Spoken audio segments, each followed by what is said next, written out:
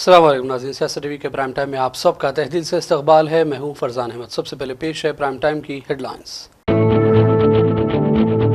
तेलंगाना के chief minister Revanth Reddy ने हैदराबाद में माइक्रोसॉफ्ट के नए कैंपस का किया अफ्ताह। 4800 नई मुलाजिमतें फराहम करने का है मंसूबा। कास्ट सर्वे में हिस्सा न लेने वाले अफराद को एक और मौका फराहम कर दिया गया। 16 से 28 फरवरी होगा सर्वे। डिप्टी चीफ मिनिस्टर भट्टी विक्रमारक का बयान। अवामन्ना सर्वे के एक और मौके से ज़रूर फ़ायदा उठाएं। हुकूमत की स्कीमात से फ़ायदा हासिल करना ज़रूरी। MLC आमिर अली खान की मीडिया से बातचीत। तेलंगाना कांग्रेस हुकूमत अपने वादों को पूरा करे और BC को 42% तहफ़्फ़ुज़ात मुकामी इलेक्शन में फ़राहम किए जाएँ। MLC BRS कविता ने किया मुतालबा। राज्यसभा के बाद लोकसभा में वक्फ तरमीमी बिल 2024 से मुताल्लिक़ JPC की रिपोर्ट पेश कर दी गई।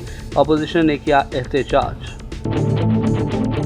और गाज़ा में जंगबंदी के माहदे को बरकरार रखने में हमास से संजीदा। इस्लामी तहरीक मुज़ाहमत हमास के लीडर का बयान। कहा, ट्रंप और नेतन्याहू की धमकियों से नहीं चलेगा काम। हेडलाइंस आपने देखी और अब पेश है खबरों की तफसीलात। शुरुआत करेंगे बड़ी खबरों से। तेलंगाना के चीफ मिनिस्टर रेवंत रेड्डी ने हैदराबाद में माइक्रोसॉफ्ट के नए 1.1 मिलियन स्क्वायर फीट कैंपस का गच्चीबौली में इफ्तिताह अंजाम दिया। कंपनी ने इसके जरिए 4800 नई मुलाजिमतें फराहम करने का मंसूबा तैयार कर लिया है। 1 लाख से ज़्यादा अफराद को आर्टिफिशियल इंटेलिजेंस ट्रेनिंग दी जाएगी, जबकि डाटा सेंटर के लिए 15,000 करोड़ रुपए की सरमायाकारी अगले सालों में करने का मंसूबा है। इस तकरीब में रियासती हुकाम के अलावा माइक्रोसॉफ्ट के जिम्मेदारान भी मौजूद थे। I congratulate you as we stand at the new Microsoft facility built in 1.1 million square feet in Hyderabad. It's a milestone in the journey of Microsoft of Hyderabad. Microsoft and Hyderabad have a long partnership. Microsoft India recently celebrated 25 years journey. You have created global innovation and impact from Hyderabad. I'm happy to share that this new facility and expansion by Microsoft will generate thousands of high-value jobs, empowering our youth. AI is the future.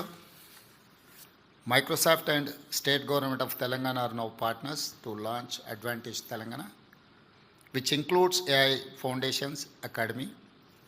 With this partnership, Telangana and Microsoft will introduce AI education to 500 government schools and also use AI for governance and public services. This investment will also strengthen our startup ecosystem and give access to mentorship, AI tools and global network. I say with pride that Microsoft will establish an AI center of excellence in collaboration with my government. This center will develop cloud-based AI infrastructure, including an AI knowledge hub.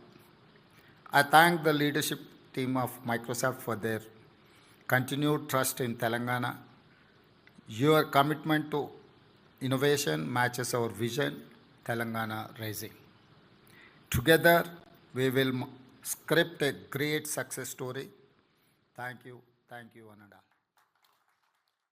Google ने ज़राअत, नक़्ल हरकत, तालीम, पायदारी और हुक्मरानी समेत तमाम शोबों में startup को support करने के लिए और आर्टिफिशियल इंटेलिजेंस के फ़रोग़ के सिलसिले में हैदराबाद में एक AI एक्सेलेटर सेंटर कायम करने से इत्तफ़ाक़ किया है। इस सिलसिले में चीफ मिनिस्टर तेलंगाना रेवंत रेड्डी, रियासती वज़ीर सनअत D श्रीधर बाबू की मौजूदगी में याददाश्त मुफ़ाहमत पर दस्तखत कर लिए गए हैं। तेलंगाना हुकूमत ने तबक़ाती सर्वे के बारे में एक अहम फैसला करते हुए सर्वे में हिस्सा न लेने वाले अफराद को एक और मौका देने के लिए 16 से 28 फरवरी सर्वे मुनक़िद करने का फैसला किया। चीफ मिनिस्टर रेवंत रेड्डी ने तबक़ाती सर्वे के मसले पर एक मीटिंग में शिरकत की थी, जिसमें मुख्तलिफ वजूहात के सबब हिस्सा न लेने वाले अफराद को तफसीलात दाखिल करने के लिए एक और मौका देने का फैसला हुआ। बाद में मीडिया के नुमाइंदों से बातचीत में डिप्टी चीफ मिनिस्टर भट्टी विक्रमारक ने तफसील बताई। उन्होंने कहा कि 16 से 28 फरवरी शुमार कुनंदगान को तफसीलात दी जा सकती हैं। इस फैसले का मकसद तबक़ाती सर्वे को 100% मुकम्मल करना है। కోసం రాష్ట్ర ప్రభుత్వం మరొకసారి ఎన్యూమరేషన్ చేపించుకోవడానికి ఈ లెఫ్ట్ ఓవర్ ఫ్యామిలీస్ కి ఫిబ్రవరి 16వ తారీఖు నుంచి 28వ తారీఖు వరకు ఒక అవకాశం ఇవ్వాలని చెప్పి నిర్ణయం చేసింది. ఇలా లెఫ్ట్ ఓవర్ మిగిలిపోయినటువంటి వాళ్ళు టోల్ ఫ్రీ నెంబర్ కూడా రాష్ట్ర ప్రభుత్వం నుంచి అనౌన్స్ చేస్తా ఉన్నాం. మండల వారిగా డివిజన్ వారిగా గతంలో ఏ రకంగా అయితే ఎన్యూమరేషన్ చేశామో ఆయా మండలాల్లో ఆ మండల్ డెవలప్మెంట్ అధికారి దగ్గర ప్రజాపాలన సందర్భంగా ఏర్పాటు చేసిన వ్యవస్థలో అక్కడ తిరిగి ఆ మిగిలిపోయినటువంటి వాళ్ళు ఎవరైనా వస్తే వచ్చి అక్కడ అప్లికేషన్స్ ఇవ్వచ్చు. एमएलसी आमिर अली खान ने कहा कि सर्वे के एक और मौके से अवाम नास फ़ायदा उठाएं, फौरी तौर पर अपना नाम और दीगर तमाम तरह तफसीलात इंदराज करवाएं। उन्होंने मीडिया से बातचीत के दौरान कहा कि बीसी कैटेगरी में नाम दर्ज करवाते हुए हुकूमती स्कीमात से फ़ायदा उठाया जा सकता है। सर्वे हो गया, 1,12,00,000 घरों का सर्वे हुआ था। 3,56,000 घर छूट गए थे, जिसकी ज़्यादातर तादाद जीएचएमसी की है। अब जीएचएमसी में है वो तो ओल्ड सिटी ज़्यादा रहता उसमें, तो गवर्नमेंट की तरफ से पूछा गया था कि बढ़ाते नहीं बढ़ाते, इत्तेफाक से गवर्नमेंट फिर से एग्री करी, जिसकी वजह से मैं समझता हूँ कि अब जो 16 लाख लोग हैं जो छूट गए थे उनको एक और एक चांस है इसमें अपना नाम इंदराज कराने का। कहाँ जाना कैसे जाना वो मॉडलिटीज़ 1-2 दिन में आ जाते हैं। वहाँ जाके जिसका घर छूट गया अगर उसमें कराएंगे तो कल के दिन गवर्नमेंट कोई भी फैसला लेती है, चाहे वो बजट में हो या गवर्नमेंट की सरकारी स्कीमों में हो। इसलिए कि आप देखिए राहुल गांधी जो स्टेटमेंट दिए थे, जिसकी जितनी आबादी उसकी उतनी हिस्सेदारी। अब हिस्सेदारी कहाँ मिलेंगी आपको? हुकूमत में तो नहीं मिलती, हुकूमत के स्कीमों में मिलेंगी। तो वो फ़ायदा उठाने का एक अच्छा मौका है जो लोग नहीं कराए। किसी किस्म का शक शुबा करने की ज़रूरत नहीं है। आप अपना वैसे भी आधार कार्ड मारे तो आपके पूरे डिटेल हर एक को मिल जाते, तो कोई छुपा के आप अपने सीक्रेट रख लेने की बात नहीं है। तो मैं समझता हूँ कि हर एक आदमी को जो अपना नाम नहीं दर्ज कराया उन्हें जाके अगर दर्ज कराता है तो वो आगे चल के उनके मुस्तकबिल के हस्ते, चाहे वो राशन कार्ड की बात हो, चाहे कोई सरकारी स्कीमों से फ़ायदा उठाने की बात हो, कोई बजट की बात हो, कहीं भी कोई भी चीज़ में उन्हें फ़ायदा उठाने के हस्ते कल अपनी जेन्युइनिटी प्रूफ कर सकते हो। फिर से जो बच गए हैं लोग उन लोगों का सर्वे करेंगे तो उससे फ़ायदा उठाएंगे। ओल्ड सिटी की जब बात आए तो पब्लिक को क्या बोलना चाहिए आप? ओल्ड सिटी के लोग ये हैं कि बग़ैर किसी शक व शुबे के आप अपना नाम इंदराज कराइए। कॉलम नंबर जहाँ पे आपको रिलीजन पूछा गया वहाँ इस्लाम लिखिए। जहाँ अगर आप सिर्फ सैयद खान मिर्ज़ा शेख मिर्ज़ा नहीं हैं या शिया हैं तो उनको छोड़ के वो ओसी में आते। बाकी जितने लोग हैं आप बीसी कैटेगरी में BCE में अपना नाम दर्ज करा लें। अब जो की बुनियाद पे होने वाले हैं, अब जिसकी तादाद के हिसाब से पूरा डिसाइड करेंगे। अब लास्ट टाइम जो 4% की बात होती उसमें क्या हुआ, जितने लोगों को सरपंच बने या MPTC ZPTC बने वही बेसिस के ऊपर बने थे। मगर मैं पॉलिटिकल से हट के ये बोल रहा हूँ कि माशी तौर पे जो सरकारी स्कीमात हैं, लोन्स की है, 1 लाख रुपए के खर्च की लोन है, कल आती, आज नहीं आई, ये साल गुज़िश्ता साल नहीं आई मगर हवाईना साल तो आने वाली है ना, उसमें आप फ़ायदा ले सकते हैं। कल टिमरीज में एडमिशन लेना है तो आप बता सकते हैं कि भाई हमें इससे से आपका ये नंबर है, उसमें फ़ायदा आगे पॉलिटिकल भी रहेगा। भाई मैं पॉलिटिकल बाद में कितने पॉलिटिकल फ़ायदा कम होता, माशी तौर पे फ़ायदा इमीडिएट स्कीम से फ़ायदा उठा सकते हैं। सिलेंडर की बात है, अब जैसा 6 गारंटियाँ दिए, सिलेंडर 500 रुपये, हिंदू भी ले रहा मुसलमान भी ले रहा, कोई मुसलमान का तो नहीं है ना। बस की सर्विस है, हिंदू भी है और मुसलमान भी है, औरत है, उनको फ़ायदा हो रहा, तो वो सब चीज़ों में फ़ायदा उठा सकते हैं। बीआरएस की एमएलसी कविता ने कहा कि तेलंगाना कांग्रेस हुकूमत अपने वादे को पूरा करे। BC को 42% तहफ़्फ़ुज़ात मुकामी इलेक्शन में फराहम किए जाएँ, तालीम में 46% तहफ़्फ़ुज़ात दिए जाएँ। इसके अलावा एक और मरतबा सर्वे का मौका देने का कविता ने खैर मकदम करते हुए कहा कि इसके लिए भी 1 महीने का वक्त दिया जाए, ताहम तमाम अफराद इस सर्वे में शामिल हो सकते हैं। कविता ने कहा कि सिर्फ एक बिल मंजूर करते हुए मरकज़ को भेजना नाकाफ़ी होगा, बल्कि अहम मसले को संजीदगी से हल करने के लिए 3 अलहदा बिल पेश करना ज़रूरी है।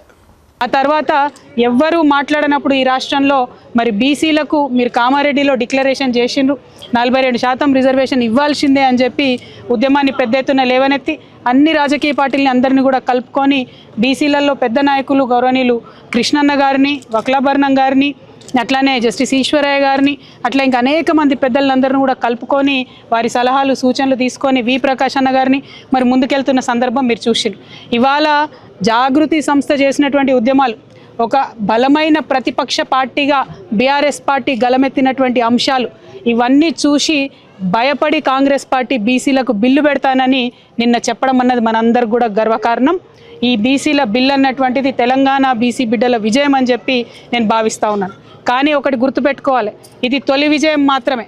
కాంగ్రెస్ పార్టీకి ఎప్పుడైనా మాట ఇచ్చి దోకా చేసేటటువంటి అలవాటు ఉంది. దోకాబాజ్ కాంగ్రెస్ పార్టీ కాబట్టి బిల్లులో మనం 2-3 అంశాలు ఇవాళ ప్రతిపాదిస్తూ ఉన్నాం. ఇది తెలంగాణ వ్యాప్తంగా ఉన్నటువంటి బీసీ బిడ్డలందరూ కూడా జాగ్రత్తగా విని ఆలోచన చేయాలి. ముఖ్యంగా ఇంటెలెక్చువల్స్ అందరూ కూడా ఆలోచన చేయాలని నేను రిక్వెస్ట్ చేస్తూ ఉన్నా. ఏమంటుంది ప్రభుత్వం? ఒకటే బిల్లు 42% పెట్టి దాన్ని కేంద్ర ప్రభుత్వానికి పంపించి చేతులు దులుపుకుంటామంటున్నారు. కానీ ఎన్నికలలో అట్లా చెప్పలే.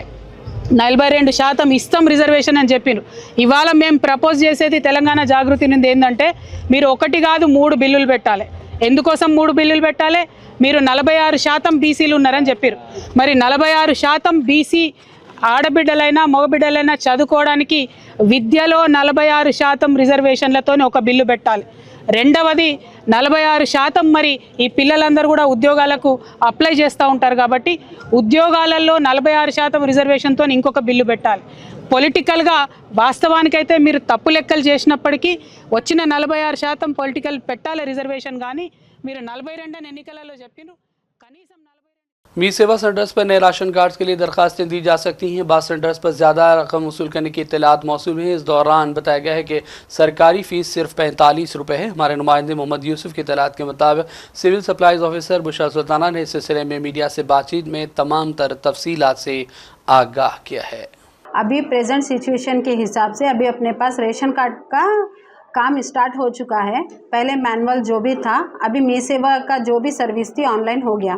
तो पब्लिक क्या है, थोड़ा नहीं, हर पब्लिक परेशान है। हर ऑफिस में जारी मी सेवा जारी, उसके ताल्लुक़ से मैं जैसे थोड़ा पब्लिक को मदद हो, जैसा मैं क्लैरिफिकेशन ये देना चाहती हूँ कि मी सेवा की फ़ीस 45 रुपीज़ है। मी सेवा के थ्रू आप लोग का न्यू एप्लीकेशन सबमिट कर सकते। तो मी सेवा की फ़ीस 45 रुपीज़ है। उसके लिए जो अपने को न्यू रेशन कार्ड के लिए डॉक्यूमेंट्स की ज़रूरत है वो है, उन लोगों को जाने बाद उन्हें फॉर्म फिलअप करके देते हैं। और आधार जो भी डॉक्यूमेंट्स है पूरों के आधार चाहिए, और आइडेंटिटी प्रूफ के लिए इलेक्ट्रिसिटी का बिल, और जैसे कुछ भी वोटर ID कार्ड ले लेके, जैसे अपने मी सेवा में जाके अगर गैस है तो गैस का एक प्रूफ दे दीजिए, अपडेट हो जाता। तो वो ये ले लेके मी सेवा में जाइए। मी सेवा में जाने के बाद उन लोग पूरा अपने को अप्लाई करके देने के बाद सीधा ऑफिस को आइए। किसी ब्रोकर का नहीं मत जाइए, किसी का नहीं मत जाइए, ऑफिस आइए। ऑफिस में आके सबमिट कर दीजिए। इसके बाद कुछ भी परेशान होने की ज़रूरत नहीं है, क्वेश्चन करने की ज़रूरत नहीं है, घर कुछ भी ज़रूरत नहीं है। जाके आप लोग जैसो घर पे रहिए। हमारी टीम जैसो अपने को अभी प्रेजेंट है एप्लीकेशंस लेने का ऑर्डर से, जैसा हमारे को वेरिफिकेशन के इंस्ट्रक्शंस आएंगे आप लोग के घर को, हम खुद आते, हम खुद कॉल करते, आपका वेरिफिकेशन होता, आपके घर तक रेशन कार्ड एलिजिबिलिटी क्राइटेरिया के हिसाब से आ जाता। पब्लिक को प्रॉब्लम क्या आ रहा बोले तो मैडम, पहले से अगर राशन कार्ड में उनका नाम रहा तो वो पहले डिलीट करा के आओ बोल के। हाँ, तो ये दूसरा प्रोसेस क्या है बोले तो, अब जैसे कि अपने लोग जो है, एक फैमिली है, उनकी शादी हो गई है, उन लोग अलग कराना चाह रहे हैं या कुछ अलग बनाना चाह रहे हैं, तो उन लोग हेड ऑफ़ द फैमिली एक एप्लीकेशन देना, टाइप की भी ज़रूरत नहीं है, एक पेपर ले लीजिए। एक पेपर में जैसे हेड ऑफ़ द फैमिली बोलना कि मेरा बच्चा और ये बच्ची का जो भी है, उन्हें शादी हो गया है, उन्हें सेपरेट रह रहे हैं, उनका जो भी डिटेल्स है रेशन कार्ड से इन लोगों का नाम डिलीट कर दो बोल के, कुछ भी निकाह नामा, मैरिज सर्टिफिकेट, कुछ भी ऐसा। तेलंगाना सेक्रेटरीट में चीफ मिनिस्टर के चैम्बर की मंजिल की छत का एक हिस्सा अचानक मुनहदिम हो गया, जिससे नाक़िस तामीरात का अंदाज़ा हुआ है। बताया जाता है कि छत में POP का एक हिस्सा अचानक गिर पड़ा, ताहम कोई ज़ख्मी नहीं हुआ। सेक्रेटरीट की 5वीं मंजिल पर चीफ मिनिस्टर का चैम्बर है और इसी मंजिल पर मेन ट्रस्ट के करीब छत से POP का यह हिस्सा गिरा। अहदेदार और सिक्योरिटी अमला फौरी हरकत में आ गया और इसकी जाँच की गई। 6वीं मंजिल से मुलाजिमीन और अहदेदारों का तखलिया भी कराया गया। बताया गया है कि POP का हिस्सा इमारत के नीचे खड़ी कार पर गिरा, जो कि रामागुंडम मार्केट कमेटी चेयरमैन की थी। ताहम कार को नुकसान पहुँचा, लेकिन इत्तेफाक से उस वक्त कार में कोई मौजूद नहीं था। वाज़ेह है कि तेलंगाना सेक्रेटरीट की हाल ही में तामीर हुई और मुख्तसर अरसे में छत के POP का झड़ना तामीरात के नाक़िस होने को ज़ाहिर करता है। आज़मीन हज साल 2025 के लिए रुबात में क़याम के हवाले से कुरानंदाजी अंजाम दी गई। इस साल 710 अफराद को रिहाइश की तमाम तर सहूलतें फराहम की जाएंगी। इस सिलसिले में आज 4 महिला पहले हैदराबाद में कुरानंदाजी के बाद प्रेस कॉन्फ्रेंस का अहतमाम किया गया। इस मौके पर रुबात हैदराबाद के ज़िम्मेदार हसन शरीफ और उनकी टीम के अलावा तेलंगाना हज कमेटी के चेयरमैन खुसरो पाशा, एडिटर सियासत जनाब जाहिद अली खान, MLC आमिर अली खान और दीगर कई मुअज़्ज़ज़ शख्सियात भी मौजूद थी। निज़ाम अफजलुद्दौला बहादुर जिन्होंने काबे शरीफ में मक्के मुअज़्ज़मा में रुबात का इंतज़ाम किया था, अल्लाह उनको जज़ाए खैर अता फ़रमाए। अभी हसन भाई बोल रहे थे कमाई के ताल्लुक़ से। शरीफ साहब, 2 किस्म की कमाई है। एक वो कमाई जो आपको दुनिया में छोड़ जाना है, एक वो कमाई जो हमेशा जा ज़िंदगी वहाँ आपके साथ रहने वाली है। तो अफजलुद्दौला बहादुर ने ऐसी कमाई की ता क़यामत तक लोग जाएंगे, आज़मीन जाएंगे, उसमें ठहरेंगे, उसका अजर जो है उनको मिलता रहेगा, उनके ख़ानदान वालों को उसका अजर मिलता रहेगा।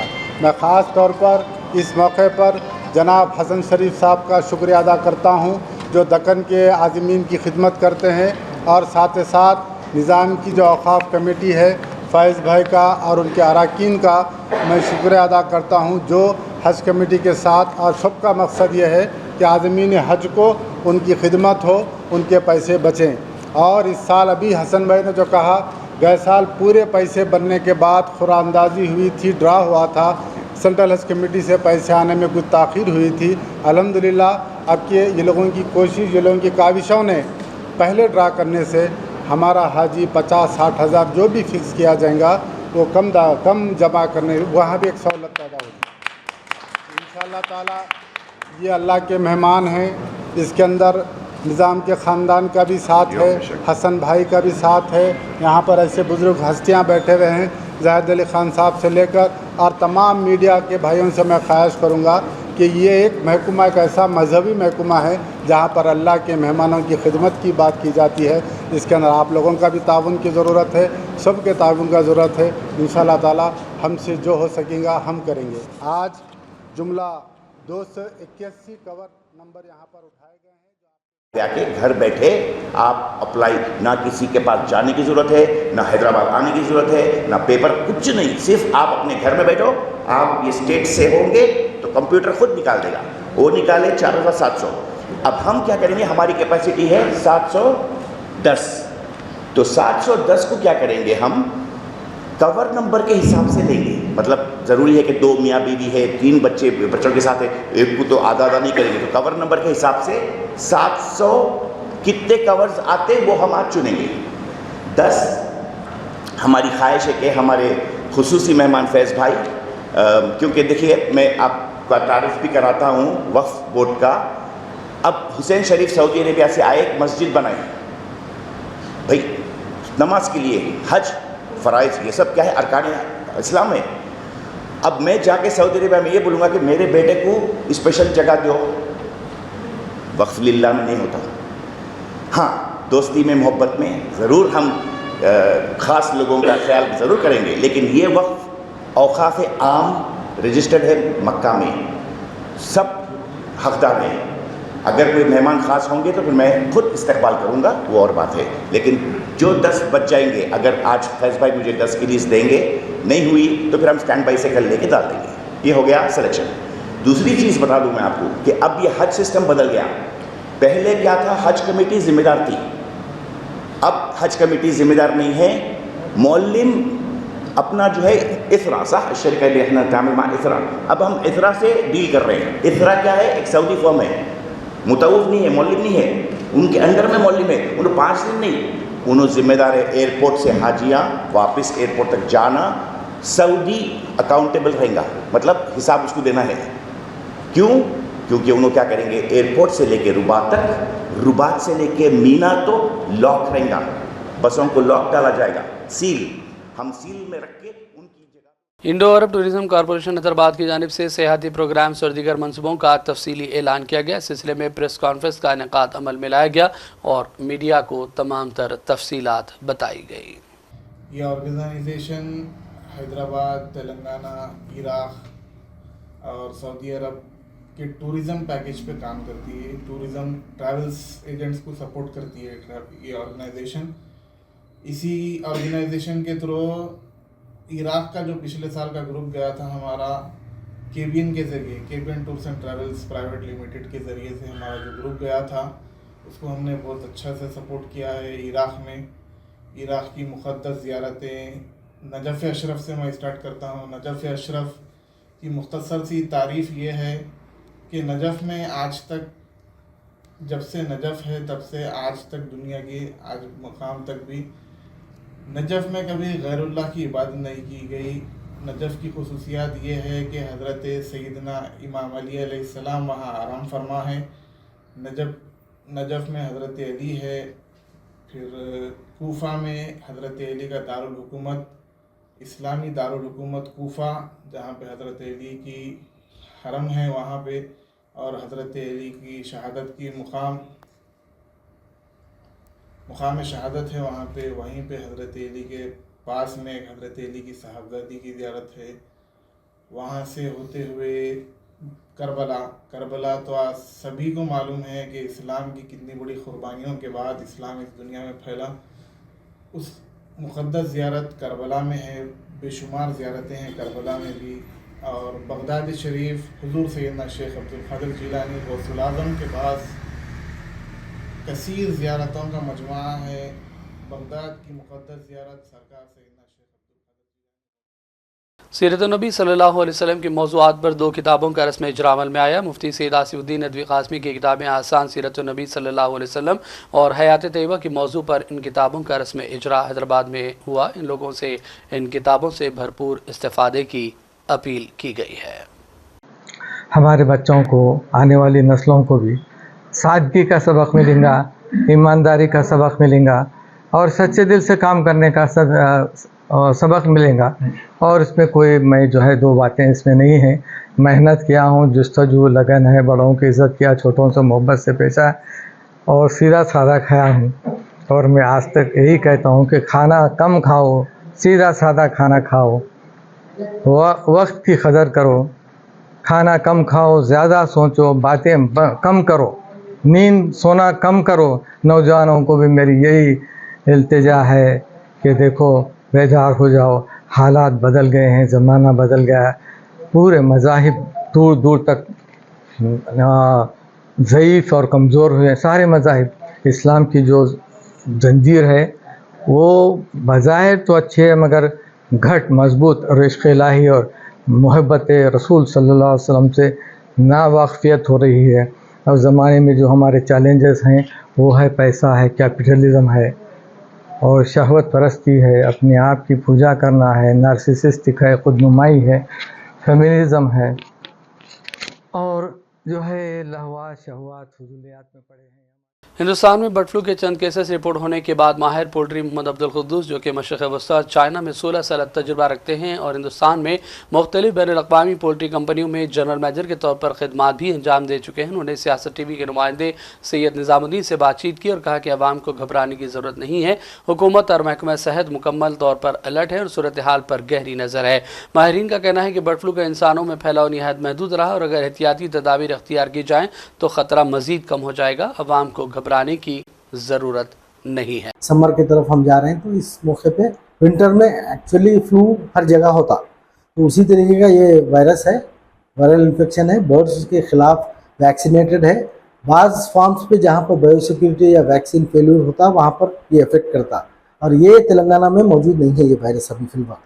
बाज़ आंध्र प्रदेश के डिस्ट्रिक्ट्स में ये इफेक्ट हुआ, उसकी अमवात वहाँ पर ज़्यादा, यानी इसमें H5N1 जो वायरस है वो 100% मोर्टेलिटी होती और 48 आवर्स में होती। लो पैथोजेनिक जो वायरस है H5N7 जो बोलते हैं उसमें 1 दिन से 48 आवर्स से 7-10 दिन तक उसकी अमवात होती, बर्ड्स सर्वाइव नहीं करते, मार्केट में नहीं आते।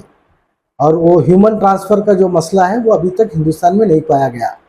ये अफवाहों की वजह से जो मांस, जिसका मांस पोल्ट्री से जुड़ा हुआ है उसके ऊपर काफ़ी इफेक्ट होता। मार्केट में अगर कंजम्पशन कम हो जाए, प्रोडक्शन उसी तरीके से रहे तो अंडों पे भी इफेक्ट होता, अंडों के प्राइस, उनका जो फीड का कास्ट है वो सब चीज़ें फार्मर को तो यानी लगते ही लगते। तो ये चीज़ों में ख़ास तौर पे मैं फार्मर्स कम्युनिटी जो पोल्ट्री से जुड़े हुए लोग हैं उनसे भी रिक्वेस्ट कर रहा हूँ, अपने फार्म्स पे बायोसिक्योरिटी मेजर्स को बढ़ाइए और वायरोसाइडल जो भी डिसइंफेक्टेंट है वो स्प्रे करिए, अपने फार्म्स को बचाइए। अगर हवा में अगर ये वायरस है, माइग्रेटरी बर्ड से आया है, तो उसको अपनी जगह अपने फार्मों पे उसको कंटेन करने की कोशिश करिए। अगर कोई ऐसी इशू है, गवर्नमेंट के जो अदारे हैं एनिमल हस्बेंड्री उनको बताइए, वो लोग आके प्रिकॉशनरी मेजर्स लेते, वहाँ पर आपके फार्म के हद तक ही उसको रोक सकते हैं। गवर्नमेंट, तेलंगाना गवर्नमेंट ने एक अच्छा इकदाम किया है कि वो आंध्रा से जो बर्ड्स यहाँ पर आते थे उसके ऊपर पाबंदी लगा दी गई है। उससे आंध्रा में जो मुतासिर ज़िले हैं वहाँ से बर्ड्स को तेलंगाना में आने से रोक दिया गया है, और ये चीज़ को सही तरीके से पेश करना है। हमारे कुछ लोग शहर हैदराबाद के टप्पा चबूतरा पुलिस स्टेशन के हदूद में वाक़ मंदिर में गोश्त मिलने के मामले की जांच मुकम्मल हो गई। पुलिस की जानिब से तफसील के मुताबिक ये वाक़ किसी इंसानी मुदाखलत का नतीजा नहीं बल्कि एक बिल्ली की हरकत थी जो गोश्त का टुकड़ा मंदिर में लाई थी। इत्तला मिलते ही पुलिस पहुँच गई और तमाम तर तहक़ीक़ात का आगाज़ किया गया। मामले की तह तक पहुँचने के लिए 4 खुसूसी टीमें तश्कील दी गई जिन्होंने CCTV फुटेज का तज्ज़िया किया। पुलिस को एक CCTV फुटेज मिला जिसमें वाज़ेह तौर पर देखा जा सकता है कि मंदिर के शुमाली जानिब एक बिल्ली गोश्त का टुकड़ा अपने मुंह में लेकर अहाते में दाखिल हुई। मजीद जांच में साबित हुआ कि शिवलिंगम के पीछे गोश्त रखने की जिम्मेदार यही बिल्ली है और इस वाक़े में किसी किस्म की शरारत या साजिश का कोई पहलू शामिल नहीं है। వెళ్ళడం జరిగిన తర్వాత అక్కడ మీట్ మనం సీజ్ చేస్తాము. సీజ్ చేస్తే అది కనుక్కుంటే అది మటన్ మీట్ అని మనకు తెలుస్తుంది. వెంటనే ఒక 4 టీములు రంగంలోకి దిగి ఆ చుట్టుపక్కల ఉన్న సీసీ కెమెరాలన్నీ అబ్జర్వ్ చేయడం జరిగింది. అందులో భాగంగా ఇప్పుడు ఇంతకుముందే మనకు 2 సీసీ ఫుటేజ్లో ఒక పిల్లి సుమారు 6:30 ఇవాళ ఎర్లీ మార్నింగ్ 6:30కు అది క్యారీ చేసి టెంపుల్లోకి వెళ్తున్నట్టు సీసీ ఫుటేజ్ వచ్చింది. సో ఆ టెంపుల్ కూడా మనం ప్రెమిసెస్ అబ్జర్వ్ చేస్తే పిల్లిళ్లకు వెళ్ళే విధంగా ఆ గ్రిల్స్ నిలువుగా అట్లా ఉండడం జరిగింది. అందువల్ల ఆ పిల్లి లోపలికి వెళ్ళి అక్కడ పెట్టడం జరిగింది. సో నేను అందరికీ ప్రజలకు కోరే విజ్ఞప్తి ఏంటంటే ఎటువంటి రూమర్స్ని కూడా నమ్మద్దు. అండ్ ప్రతి టెంపుల్లో ప్రతి రిలీజియస్ స్ట్రక్చర్లో ఖచ్చితంగా సీసీ కెమెరాలు అనేది ఏర్పరచుకుంటే ఇటువంటి అన్నీ మనము వెంటనే అవాయిడ్ చేయొచ్చు. और वहीं नाज़रीन बढ़ते हैं चंद अहम कौमी और आलमी खबरों की जानिब। राज्यसभा के बाद लोकसभा में वक्त तरमीमी बिल 2024 से मुताल्लिक़ JPC की रिपोर्ट पेश कर दी गई। अपोजिशन के हंगामे के बीच ये बिल पेश हुआ। हालांकि इस रिपोर्ट पर हंगामे के अलावा ज़्यादा कुछ बयान लोकसभा अरकान को देने का मौका नहीं मिला है। अपोजिशन के जरिए रिपोर्ट से इख्तिलाफी नोट हटाए जाने पर मरकज़ी वज़ीर दाखिला अमित शाह ने भी रद्द-ए-अमल दिया। राज्यसभा में JPC रिपोर्ट पर खूब एहतजाज हुआ। अपोजिशन और बरसर-ए-इक़्तिदार तबके के अरकान एक दूसरे पर मुल्क को गुमराह करने के इल्ज़ाम लगाते देखे गए। A message from the President of India must receive due deference, due respect. We are giving, but ask your members. This is not respect. This is disrespect to the President of India. This is disrespect to the first tribal woman who is President of India. Take your seats. Let me read out your message, please. I appeal to your good sense. Sir, I appeal to you. Don't show disrespect to the President of India. We should respect the President of India, the first tribal woman to hold the position. Ask your members, Honorable Leader of the Opposition, let us listen to the message of the President. She is the first citizen of the country, the first tribal woman ever to hold this post. Please take your seats. Please take your seat. Don't disrespect. I'll name you. I would name the members now. I will not overlook or countenance disrespect to the Honorable President. I appeal to Leader of the Opposition. और आपको बताते चले कि JPC report committee के chairman Jagdambika Pal ने लोकसभा में पेश की है। इस दौरान अपोजिशन के एहतजाज के दौरान मरकजी वजीर किरण रिजिजू ने अपोजिशन पर तनकीद में कहा कि रिपोर्ट से कुछ भी डिलीट नहीं किया गया, जबकि कांग्रेस रुकने पार्लियामान नासिर हुसैन ने इस बयान को पूरी तरह गलत और झूठा करार दिया। हैदराबाद के रुकने पार्लिमान असद ओवैसी ने पार्लिमान के अहाते में मीडिया से बातचीत की और कहा कि मुसलमानों से वक्फ जायदादें छीनने के लिए वक्फ बिल लाया गया है। हुकूमत को मुसलमानों से कोई हमदर्दी नहीं है, वो मुसलमानों के बुनियादी हकूक छीनने की कोशिशों में लगी हुई है, इसलिए हम इसकी मुखालिफत कर रहे हैं। आइए देखते हैं असद ओवैसी का ये बयान। करता हूँ, एक बात आप समझिए कि ये वक्फ का जो बिल लाया जा रहा है ये सिर्फ और सिर्फ ना सिर्फ अनकॉन्स्टिट्यूशनल है, fundamental rights article 14, article 15, article 29 का ग्रेव वायलेशन है। ये वक्फ को बचाने के लिए नहीं है, वक्फ को मुसलमानों से छीनने के लिए, बर्बाद करने के लिए ये बिल लाया जा रहा है। और इसमें जो एडिशनल अमेंडमेंट्स जो बीजेपी और एनडीए ने पेश किए वो तो उसको और बदतर करता है। आप बताइए कि कैसे मुस्लिम वक्फ प्रॉपर्टीज में नॉन मुस्लिम को मेंबर रखा जाएगा, कैसे आप कलेक्टर एंड अबव ऑफिसर्स को पावर देंगे, कैसे कलेक्टर डिसाइड करेगा कोई वक्फ प्रॉपर्टी है या नहीं, कैसे आप ईवाईक्यू प्रॉपर्टीज को का सेक्शन खत्म कर रहे हैं, कैसे आप लिमिटेशन एक्ट को अप्लाई कर रहे हैं जो हिंदू धर्म के प्रॉपर्टीज के ऊपर, सिख धर्म के और क्रिश्चियन धर्म पर अप्लाई नहीं होता है। तो ये सिर्फ और सिर्फ ये सरकार आइडियोलॉजिकल बुनियाद पर मुसलमानों को अपनी वर्शिप से महरूम करने के लिए, क्योंकि वक्फ मुस्लिम समाज के लिए एक इबादत है, उसको छीनने के लिए ये बिल लाया जा रहा है। हम इसका कंडेम करते हैं। और दूसरे जो JWC में ऐसे स्टेक होल्डर्स को बुलाया गया जिनको भारत के संविधान पे कोई भरोसा नहीं, जिनके ऐसे ऑर्गेनाइजेशन को बुलाया गया जिनके ऑर्गेनाइजेशन के मेंबर्स आतंकवादी केसेस में अरेस्ट हुए हैं, मर्डर चार्जेस उनके ऊपर हैं, ऐसे लोगों को बुलाया गया है और जल्दबाजी में ये JWC की रिपोर्ट को दिया गया है। इसमें जो भी रिकमेंडेशंस है तमाम अपोजिशन पार्टीज ने उसका ओपनली पुरजोर उसकी हमने मुखालिफत की है।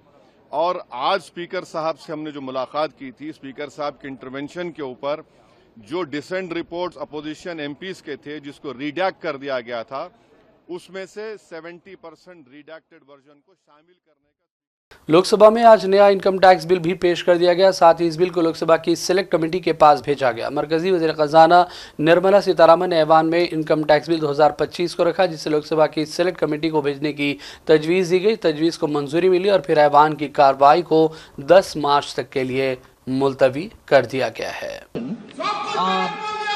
With your permission, sir, I rise to move that the House agrees to authorize Honorable Speaker yourself, sir, to constitute a select committee of this House on the Income Tax Bill 2025. The terms and conditions regarding the committee will also be decided by the Honorable Speaker. The committee shall make a report by the first day of the next session. I move this. एक बार bill को introduce कर दें। Okay, bill को introduce कर दें। So I introduce the bill. प्रश्न ये है कि माननीय मंत्री जी द्वारा प्रस्तुत प्रस्ताव को स्वीकृत किया जाए। जो सदस्य प्रस्ताव के पक्ष में वज़ीर-ए-आज़म नरेंद्र मोदी 2 रोज़ा सरकारी दौरे पर अमेरिका में हैं। इस दौरान वो अमेरिकी सदर डोनाल्ड ट्रंप, अमेरिकी काबीना के अरकान और सनतकारों से मुलाकातें कर रहे हैं। मोदी ने कहा कि वो ट्रंप के साथ अपनी बातचीत और 2 तरफा जामे स्ट्रैटेजिक शराकतदारी को आगे बढ़ाने के मुंतज़िर हैं। उन्होंने कहा कि हिंदुस्तान और अमेरिका अपने लोगों के फ़ायदे और हमारी दुनिया के बेहतर मुस्तकबिल के लिए मिलजुल कर काम करेंगे। और अब बात करेंगे फ़लस्तीन के हवाले से। इस्लामी तहरीक मुज़ाहमत हमास ने कहा कि वो गज़ा में की गई जंगबंदी मुआहदे को बरकरार रखने की ख्वाहिशमंद है। हमास के तर्जुमान अब्दुल लतीफ़ अल क़ानून ने गज़ा पट्टी में जंगबंदी के मुआहदे के ख़ात्मे को रोकने और ज़ालिम इसराइल की जानिब से इस पर मुकम्मल अमलावरी करने की ख्वाहिश का इज़हार किया। हमास कायद ने बयान में कहा कि हमें गज़ा में जंगबंदी के मुआहदे के ख़ात्मे से कोई लेना देना नहीं है, हम और इस पर अमलावरी के ख्वाहिशमंद है। इसराइली रियासत से भी जंगबंदी बरकरार रखने का मुतालबा किया गया। हमास कायद ने कहा कि ट्रंप और काबिज़ वज़ीर-ए-आज़म नेतन्याहू की जानिब से धमकियों की जो ज़बान इस्तेमाल की गई है वो जंगबंदी मुआहदे पर अमलावरी के लिए रुकावट बन सकती है। धमकियों से सहयूनी रियासत अपना निशाना हासिल नहीं कर सकेगी। याद रहे कि ट्रंप और नेतन्याहू ने हफ्ते तक की मोहलत देते हुए कहा था कि अगर तमाम यरगमालियों को रिहा न किया गया तो गाज़ा पर फिर एक मरतबा हमले शुरू कर दिए जाएंगे। और अब आखिर में हेडलाइंस पर डालेंगे एक और नज़र। तेलंगाना के चीफ मिनिस्टर रेवंत रेड्डी ने हैदराबाद में माइक्रोसॉफ्ट के नए कैंपस का किया इफ्तिताह। 4800 नई मुलाजिमतें फराहम करने का है मंसूबा। कास्ट सर्वे में हिस्सा न लेने वाले अफराद को एक और मौका फराहम कर दिया गया। 16 से 28 फरवरी होगा सर्वे। डिप्टी चीफ मिनिस्टर भट्टी विक्रमारक का बयान। अवामन्ना सर्वे के एक और मौके से ज़रूर फ़ायदा उठाएं, हुकूमत की स्कीमात से फ़ायदा हासिल करना ज़रूरी। MLC आमिर अली खान की मीडिया से बातचीत। तेलंगाना कांग्रेस हुकूमत अपने वादों को पूरा करे और BC को 42% तहफ़्फ़ुज़ात मुकामी इलेक्शन में फ़राहम किए जाएँ। MLC BRS कविता ने किया मुतालबा।